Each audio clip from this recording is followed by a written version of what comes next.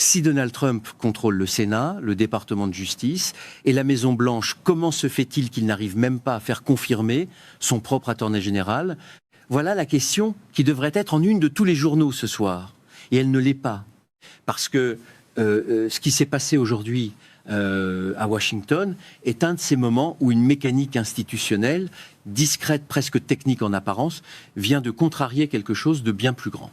Le vote de confirmation de Todd Blanche au poste d'attorney général des États-Unis, prévu demain matin devant la commission judiciaire du Sénat, vient d'être annulé, reporté, repoussé, en lettres rouges majuscules sur l'avis officiel du comité. Et si vous pensez que c'est un détail procédural sans conséquence, je vais vous montrer exactement pourquoi c'est l'inverse. Il y a deux choses que les médias mainstream n'ont pas bien expliquées aujourd'hui. La première, c'est la mécanique juridique précise qui bloque cette nomination, une clause contractuelle que Trump lui-même a signée et qui se retourne maintenant contre lui. La deuxième, c'est ce que le comportement de Todd Blanche face aux survivantes d'Epstein révèle sur la nature réelle de cette nomination. Ces deux fils se tiennent, ils se renforcent mutuellement. Et ensemble, ils posent une question que personne dans l'entourage Trump ne veut voir poser à voix haute. Petite précision qui a son importance avant d'aller plus loin. Ce script est basé sur les déclarations publiques du sénateur John Cornyn, capturé par CNN sur l'avis officiel de report émis par la commission judiciaire du Sénat, sous la signature du sénateur Chuck Grassley, sur la transcription de l'audition initiale de Todd Blanche devant cette même commission et sur le témoignage direct d'une survivante du réseau Epstein donné après sa réunion avec Blanche. Quand quelque chose est une allégation et pas un fait établi, je le dis. Quand c'est documenté, je le dis aussi. Commençons par comprendre qui est Todd Blanche et pourquoi sa nomination est déjà problématique, indépendamment du blocage d'aujourd'hui. Todd Blanche n'est pas un juriste inconnu. Il a été le principal avocat de défense de Donald Trump dans les deux procès pénaux fédéraux les plus importants de ces dernières années, le dossier des documents classifiés et le dossier de la falsification des documents comptables dans Manhattan. C'est l'homme qui a passé des mois à défendre Trump en salle d'audience. Et c'est précisément cet homme que Trump nomme maintenant pour diriger le département de justice, l'institution qui, en théorie, est censée poursuivre Donald Trump si une juridiction en décide ainsi. Ce conflit d'intérêts structurels n'est pas une opinion, c'est une description factuelle de la situation. Un avocat de défense d'un inculpé potentiel ne peut pas en même temps diriger l'appareil de poursuite de ce même inculpé potentiel. En France, un tel montage serait illégal. Aux États-Unis, dans la configuration Trump, il est simplement proposé au Sénat pour confirmation. Le processus, rappelons-le, fonctionne en deux étapes. D'abord, la commission judiciaire du Sénat vote pour sortir la nomination du comité. Ensuite, le Sénat, dans sa totalité, vote pour confirmer. Aujourd'hui, la nomination de Todd Blanche n'a même pas pu franchir la première étape. Elle est bloquée en commission. Et elle est pour une raison précise, une raison qui tient en deux mots, accord écrit. C'est là que le tableau change. Pendant les mois précédant sa nomination officielle, Todd Blanche et d'autres responsables du DOJ ont multiplié les déclarations orales pour rassurer les sénateurs républicains hésitants. Ils ont dit à la tribune sous serment que le fameux fonds pour les émeutiers du 6 janvier, formellement appelé le Weaponization Fund dans l'accord, était mort, qu'il n'avancerait pas, qu'il n'y aurait pas de commissionné, pas de transfert d'argent, pas de fonds opérationnels. Et ils ont dit pareil pour l'accord fiscal, parce qu'avant d'arriver au Sénat, Donald Trump avait conclu un accord de règlement avec le département de justice, l'IRS, et le Trésor américain, un accord en bonne et due forme, signé, déposé. Cet accord contenait une clause qui protégeait Trump de tout futur audit fiscal et de toute future enquête pénale sur ses déclarations fiscales. Autrement dit, Trump avait négocié via un recours judiciaire qu'il a lui-même décrit comme une action en 10 milliards de dollars contre le gouvernement américain, une immunité fiscale contractuelle. L'accord stipulait expressément, page 4, que sa modification ne pouvait intervenir que par voie d'instrument écrit signé par les deux parties. Accrochez-vous, parce que ça va plus loin que ça n'en a l'air. Quand Blanche témoigne devant la commission en juillet 2025 et dit le Weaponization Fund est mort, ce n'est plus un sujet, le sénateur John Cornyn de Texas prend la parole. Il est calme, il a l'air presque détendu, et il pose une question d'une simplicité redoutable. Est-ce qu'il y a eu un instrument écrit pour modifier l'accord ? Blanche répond non. Mais le fond n'avance pas. Aucun argent n'a été transféré. Il n'y a pas de commissionné. Cornyn insiste. L'accord est-il toujours juridiquement exécutoire? Blanche. Oui, c'est un document exécutoire. Cornyn. Donc si les plaignants, dont le président Trump lui-même, décidaient de faire valoir cet accord devant un tribunal, ils pourraient potentiellement le faire? Blanche. Il pourrait essayer. Nous litigerions juste une seconde, parce que ce détail mérite qu'on s'arrête dessus.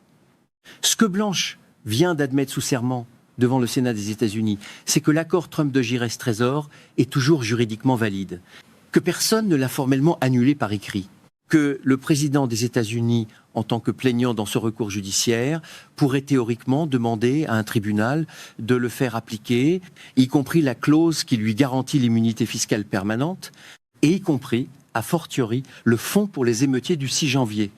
Les déclarations orales de Blanche, elles ne valent rien juridiquement face à une clause contractuelle qui exige une modification écrite. Un ancien juge à la Cour suprême de l'État du Texas comprend ça dans sa sommeil. Et c'est précisément le profil du sénateur John Cornyn. Cornyn, avant de devenir sénateur républicain du Texas, a siégé comme juge à la Cour suprême de l'État du Texas. Il sait exactement ce que modifiable uniquement par instrument écrit signé par les parties signifie.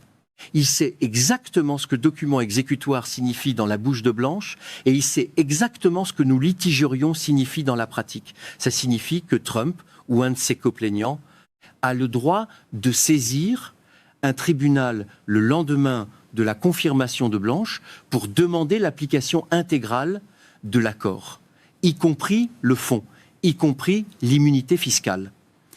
Alors Cornyn a posé une condition simple, une seule. Pas de grand discours, pas de liste d'exigences. Une condition qui tient en une phrase. Signer un document écrit qui annule formellement cet accord et vous avez mon vote. Trump et le DOJ ont refusé, pas ignoré, refusé activement. Ils ont envoyé des représentants qui ont proposé une déclaration. Cornyn a lu la déclaration et l'a renvoyée. Trop vague, incomplète. Elle ne couvrait pas la clause d'audit. Elle ne couvrait pas la portée complète de la décharge accordée à Trump. Elle était non responsive, c'est le mot que Cornyn lui-même a utilisé devant les caméras de CNN. Et quand un journaliste lui a demandé si Trump pensait pouvoir le rouler le mettre dans sa poche comme il l'avait fait avec d'autres sénateurs républicains, Cornyn a dit quelque chose de remarquable. Peut être qu'ils pensent pouvoir me rouler. Peuvent-ils me rouler? Non. Voilà. Un sénateur républicain du Texas qui dit non à Donald Trump à voix haute devant les caméras, sans trembler. Et maintenant, la vraie question. Pourquoi Trump refuse-t-il de signer un document de 3 lignes qui annulerait formellement cet accord? Si le fond est vraiment mort, comme le dit Blanche, que coûte une formalité écrite? Rien. Sauf si le fait de signer définitivement l'annulation de l'accord coûte quelque chose que Trump ne veut pas perdre. On pourrait s'arrêter là et considérer que c'est une querelle procédurale entre un sénateur pointilleux et une administration peu coopérative. Ça tiendrait si on s'arrêtait là. Mais ça ne tient pas parce que l'argument le plus solide du côté de l'administration Trump, c'est que Blanche a dit sous serment que le fond est mort et que sa parole donnée devant le Sénat engage sa responsabilité personnelle. C'est pas rien. Et il faut lui reconnaître une vraie cohérence formelle. Sauf que Cornyn lui-même a répondu à cet argument dans les couloirs du Sénat quand un journaliste le lui a posé. Il refuse de mettre par écrit ce qu'il a dit sous serment. Pourquoi? Ce n'est pas une grande demande, ça devrait être simple. Si c'est vrai, écrivez-le. Un sénateur républicain qui n'a plus rien à perdre est le seul homme dans cette pièce qui applique réellement la loi. Et c'est suffisant pour bloquer toute la machine. Cornyn a perdu sa primaire au Texas, Trump a choisi d'endorser Ken Paxton contre lui, il n'a plus de campagne à mener, plus de financement de campagne à protéger, plus d'agenda électoral à préserver. Il est là pour les mois qui restent de sa session et il est libre, réellement libre, de faire ce qu'un sénateur est censé faire, exercer sa mission de contrôle. Ce moment Cornyn n'est pas une anomalie. C'est le système constitutionnel américain qui fonctionne par accident biographique. Et c'est à cause de cet accident que le vote de demain a été annulé. Chuck Grassley, 93 ans, président de la commission judiciaire, a émis l'avis officiel de report en fin de journée. Le communiqué de son porte-parole est d'une honnêteté presque cruelle dans sa formulation. Le président Grassley cherche à mettre en place les conditions du succès pour les nominations du président Trump en commission et non les conditions de l'échec. Ce qui, traduit, signifie il n'y a pas les votes. On reporte pour ne pas perdre le vote officiellement. Et quand Trump a été interrogé dans le bureau ovale sur les hésitations de Cornyn, il a eu cette réponse. Peut être que John Cornyn est juste fâché que je ne l'ai pas endorsé. Voilà. L'explication officielle de la Maison-Blanche pour un blocage institutionnel sénatorial sur des questions de droit contractuel, c'est une querelle d'ego. Et le même jour, Trump a ouvertement mis en cause la capacité de John Thune, le majority leader républicain au Sénat, à faire son travail. Il a dit textuellement, on va voir s'il était encore l'homme pour le job. Fracture publique entre Trump et le leadership républicain du Sénat, le même jour que le blocage de Blanche. Et ce premier fil n'est encore rien comparé à ce qui suit. Parce qu'il y avait un deuxième sénateur républicain problématique pour la confirmation de Blanche, le sénateur Thom Tillis de Caroline du Nord. Et les conditions que Tillis avait posées touchent à quelque chose d'une nature entièrement différente. Tillis avait dit « Je veux que Blanche rencontre les survivantes du réseau Epstein. Je veux qu'il leur parle. Je veux voir comment il se comporte face à ces femmes qui attendent depuis des années que la justice américaine fasse son travail sur l'ensemble du réseau, pas seulement sur Jeffrey Epstein, décédé en détention en août 2019 dans des circonstances qui alimentent encore des controverses documentées, mais sur les complices, les clients, les facilitateurs. Blanche a accepté la réunion. Il l'a tenue. Et il était condescendant, abrasif, il coupait la parole. Et à un moment, face à ces femmes qui avaient attendu 8 à 9 mois pour avoir cette réunion, qui avaient attendu des années que la justice s'intéresse à elles, il a dit les mots suivants. Get to the point. Une des survivantes présentes a témoigné publiquement après la réunion. Elle a dit, je cite dans mes propres mots, qu'il y avait une absence totale d'intégrité dans cette réunion, qu'il n'y avait aucune compréhension de la part de Blanche, qu'il était face aux victimes du plus grand réseau de trafic sexuel de l'histoire récente des États-Unis, que son attitude était celle de quelqu'un qui n'avait pas envie d'être là, et qu'elles sont reparties en se sentant retraumatisées par celui qui est censé les représenter. Get to the point, à des survivantes d'Epstein, de la bouche de l'homme nommé pour diriger le DOJ. Regardez bien ça. L'homme chargé de poursuivre les réseaux de trafic sexuel aux États-Unis a dit arriver au fait à des survivantes de trafic sexuel qui attendaient depuis 9 mois de le rencontrer. C'est pas un accident de tempérament, c'est pas un mauvais jour, c'est une posture.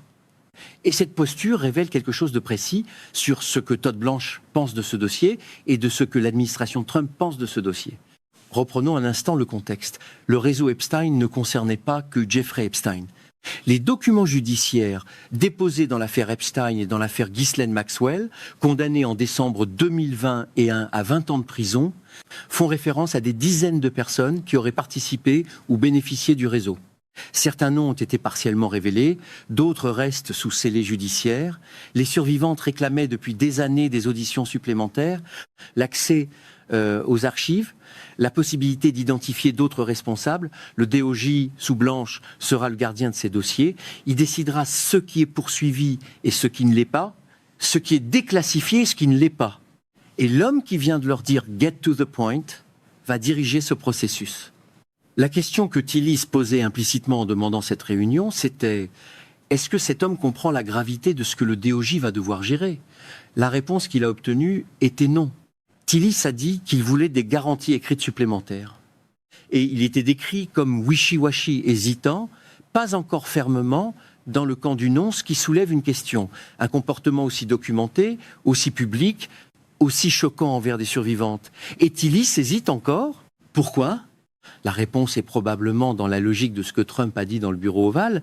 Peut être que Tillis aussi calcule ce que lui coûte un vote contre Trump, même quand Trump, lui, envoie un homme qui a traité des survivantes d'Epstein avec ce niveau de mépris, ce n'est pas un accident de gouvernance, c'est une méthode répétée. Le Parti républicain au Sénat n'est pas une institution de contrôle, c'est une institution de calcul coût-bénéfice. Cornyn n'a plus rien à perdre, il bloque. Tillis hésite, il calcule encore. Et Grassley reporte, il espère que le problème disparaît. Voilà la structure réelle derrière l'avis de report en lettres rouges paru ce soir sur le site de la commission judiciaire du Sénat. Rappelez-vous la question qu'on s'est posée en ouvrant cette vidéo. Si Trump contrôle tout, comment se fait-il qu'il n'arrive pas à faire confirmer son AG ? Vous êtes venu pour comprendre un incident procédural. Vous repartez avec la preuve que le problème est structurel. Trump ne contrôle pas tout, il contrôle ceux qui ont encore quelque chose à perdre à ne pas le suivre. Et ce soir, 2 sénateurs républicains ont suffi à bloquer ce qu'ils pensaient être pretty routine.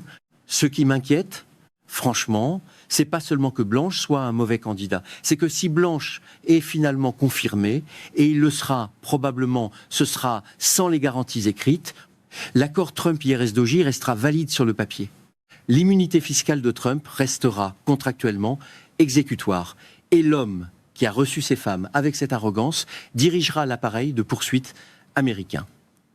Et la suite s'annonce déjà plus compliquée, pas moins. Parce que qui contrôle le DOJ contrôle les poursuites, y compris celles contre Trump lui-même, en appel à New York, en suspens dans d'autres juridictions. Et pendant que cette question reste sans réponse, ce sont les victimes du réseau Epstein et les citoyens qui attendent une application égale de la loi, qui encaissent pendant que la Maison-Blanche continue de parler de nomination pretty routine. Pour ne rien rater de la suite, parce que le vote sera replanifié et parce que la réponse de Trump à ce blocage va en dire long, abonnez-vous à la chaîne, activez la cloche. Et si cette analyse vous a été utile, un like m'aide vraiment à la faire connaître.